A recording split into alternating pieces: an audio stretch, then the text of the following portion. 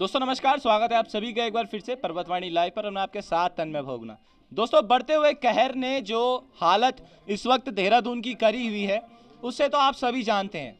और जो पिछले कई सालों में स्मार्ट सिटी का काम जो चल रहा है, किस हद तक अभी देहरादून में लोग उससे प्रताड़ित हैं, वो भी पूरा देहरादून जानता है। तो इस वक्त मेरे साथ रमेश जोशी जी मौजूद हैं, स्वराज सेवा दल के राष्ट्रीय अध्यक्ष यहाँ पर हमारे साथ मौजूद है। नमस्कार सर, कैसे हैं आप? सादर प्रणाम। पहले तो सर मैं आपसे यही जानना चाहूँगा, जो आपका आज पुतला दहन का जो कार्यक्रम था उसके बारे में हमारी एक बार जनता को थोड़ा बताएं। देखिए, आज बिजली के दाम निरंतर बढ़ते जा रहे हैं और इन्होंने एक नया स्मार्ट मीटर जो थोप रहे हैं गरीब और मध्यम वर्गीय जनता पर, ये बेहद निंदनीय है जी। जो यूपीसीएल है उसमें जो भ्रष्टाचार है वो चरम सीमा पर है। और सबसे बड़ी बात यह है कि एमडी और सचिव के बयान अलग अलग हैं, इन लोगों का आपस में ही तालमेल नहीं है। सचिव साहब कहते हैं कि जो स्मार्ट मीटर हैं ये प्रीपेड मीटर हैं और एमडी कहते हैं कि ये प्रीपेड नहीं है, अभी इस प्रकार की कोई योजना नहीं है। ये जनता के साथ सरासर जघन्य अपराध है। पहले तो उनका खुद में, जब सरकार को, इनके अधिकारियों को जब यही नहीं पता है कि हम कर क्या रहे हैं तो करेंगे क्या। वैसे जो स्मार्ट मीटर लग रहे हैं ये बेहद निंदनीय है और ये मध्यम वर्गीय और गरीब जनता है जो इनके जेब पर भविष्य में बोझ डालने का काम करेंगे। ये जो बिजली है इसको निजी हाथों में देने की तैयारी हो रही है ऊर्जा निगम द्वारा। और जब ये आज स्मार्ट मीटर घर घर में लगा देंगे तो मोबाइल के प्रीपेड की तरह से भविष्य में ये जो है रिचार्ज वाला सिस्टम या बिलिंग वाला सिस्टम तो ये खत्म कर रिचार्ज वाला सिस्टम शुरू कर देंगे। आज गरीब और मध्यम वर्गीय परिवार हैं, कभी वो अपने बच्चों का पेट काट के बिल जमा करते हैं, लेकिन जब उनके साथ ऐसी जो घटना कर दी जाएगी तो बहुत मतलब जनता जो है, जो हमारी आम जनता है, जिसकी आम जो रिक्वायरमेंट होती है बिजली पानी सड़क, तो वो जो है बिजली से वंचित रह जाएंगे।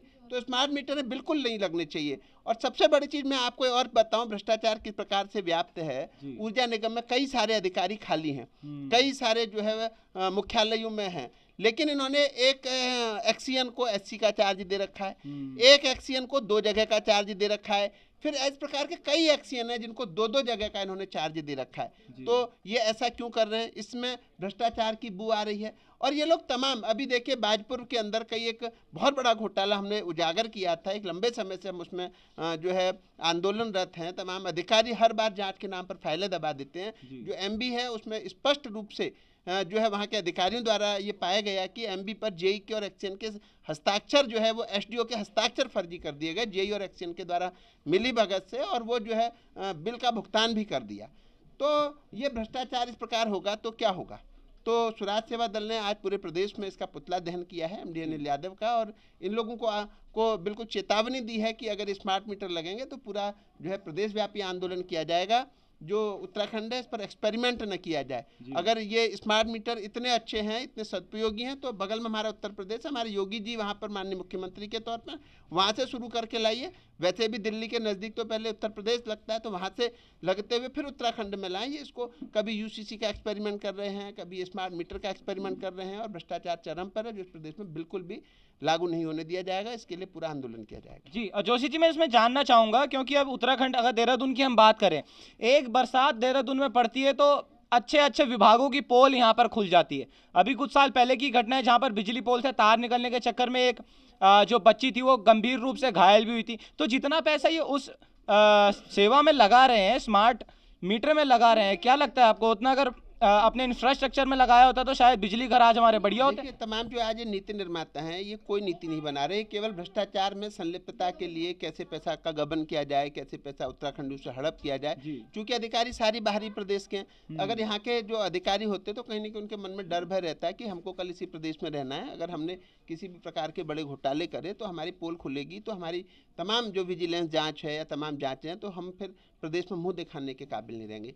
क्योंकि सारे अधिकारी बाहर से, लगभग सारे अधिकारी बाहर से हैं, और ऊर्जा जैसे महत्वपूर्ण, जिसको ऊर्जा प्रदेश किया कहा जाता है इस प्रदेश को, तो वहाँ पर बाहर के अधिकारियों को बैठाया गया। तो उनका एक सूत्री कार्यक्रम में धन अर्जित करना और धन के दम पर सत्ता को बचाना, और ये निंदनीय है। और भ्रष्टाचार की कई परतें अभी खुलेंगे। अभी आप बजट सत्र होने दीजिए, उसके बाद हम बताएंगे कि बजट किस प्रकार से उत्तराखंड के लोगों के अहित में है और किस प्रकार उत्तराखंड को गुमराह किया जा रहा है। लेकिन इसमें आधा से ज़्यादा लोग, तो हम अगर उत्तराखंड की बात करें, आधा से ज़्यादा लोग ऐसे हैं मध्यम वर्गीय से भी नीचे आते हैं जिनके पास स्मार्ट मीटर तो छोड़ो, उनके पास स्मार्टफोन तक नहीं है। अगर उनके पास स्मार्टफोन ही नहीं है तो अगर कल के दिन मान लीजिए उनकी बिजली घर की चली जाती है तो क्या, कैसे अपना रिचार्ज करेंगे वो, जो सरकार ने नई नीति लेकर के? इसको होने नहीं देंगे। और सरकार जो है अगर ज़बरदस्ती करेगी तो सरकार को इसका खामियाजा भुगतना पड़ेगा। 2027 अब नज़दीक है। अगर उत्तराखंड के वोटरों के साथ, उत्तराखंडियों के साथ, भोली भाली जनता के साथ अगर किसी भी प्रकार का एक्सपेरिमेंट किया गया तो फिर सरकार तैयार रहे, इसको जड़ से उखाड़ फेंकने का हम काम करेंगे। और ये स्मार्ट योजना, जो स्मार्ट मीटर योजना है, ये बेहद निंदनीय है और इसको किसी भी सूरत में यहाँ लगने नहीं दिया जाएगा। वो भी देख पा रहा हूँ मैं यहाँ पे अखबार की कटिंग भी आपके पास है, तो इस कटिंग में क्या कुछ है एक बार इसमें देखिए, अनिल कुमार यादव कह रहे हैं कि जो ये है ये प्रीपेड की योजना नहीं है। और अभी जो सचिव हैं ऊर्जा के मीनाक्षी सुंदरम साहब, उन्होंने कहा था कि प्रीपेड है। तो आज इनके मतलब कल वो कुछ बयान दे रहे हैं, आज ये कुछ बयान दे रहे हैं। जब एक एमडी सचिव की मुट्ठी में नहीं है तो फिर क्या माना जाए? इनका तालमेल नहीं, कोई नीति नहीं बन रही है ना, जिसका भवसागर हो रखा है इस प्रदेश में, जिसका जो मन आ रहा है वो कर रहे हैं, जो मन आ रहा है वो कह रहे हैं। ये समय काट रहे हैं और पैसे लूट रहे हैं इस प्रदेश में, बस यही चल रहा है जी। बढ़ते हुए दाम उत्तराखंड देहरादून में लोगों की कमर दिन पर दिन तोड़ते जा रहे हैं। अब मान लीजिए यूपीसीएल के जितने कर्मचारी हैं उनके लिए तो बिजली फ्री है, सरकारी कर्मचारियों के लिए, अधिकारियों के लिए भी बिजली फ्री है, लेकिन जो आम जनमानस है उनकी कमर दिन पर दिन। जोशी जी, तो उसमें क्या लग रहा है आपको? बिजली के दाम दिन पर दिन बढ़ते जा रहे हैं, ऊपर से वो कम ना करके ये नई और स्कीम लोगों के लिए और लेकर के आ रहे हैं। मैं कह रहा हूँ ना, यूपीसीएल भ्रष्टाचार में पूर्ण रूप से भ्रष्टाचार में संलिप्त है। माननीय मुख्यमंत्री जी का विभाग है, माननीय मुख्यमंत्री जी को उसमें देखना चाहिए, सोचना चाहिए। ऊर्जा प्रदेश है ये, लेकिन जो इस प्रकार की चीज़ें हो रही हैं ये निंदनीय हो रही हैं। और बिजली के दाम लगातार, देखिए ऊर्जा प्रदेश है, ऊर्जा प्रदेश में बिजली के दाम इस प्रकार बढ़ने चाहिए क्या? पर्यटन स्थल है ये, देवभूमि है ये। यहाँ पर जो अगर पर्यटन को बढ़ावा देने की ये बात करते हैं, ये अब इन्होंने जो रोजगार के लिए बात करी थी, इन्वेस्टर्स मीट जो करा था, आप बताइए जब इसको निजी हाथों में बिजली जो है दी जाएगी या स्मार्ट मीटर की योजना लाई जाएंगी तो क्या उद्योग आएंगे? भाई आप उद्योगपतियों के लिए क्या सुविधाएं दे रहे हैं? कैसे इन्वेस्टर्स मीट हुई तो कैसे यहाँ पर उद्योग आएंगे? कौन से उद्योग आ रहे हैं, किस प्रकार आ रहे हैं? ये सोचना होगा माननीय मुख्यमंत्री जी को।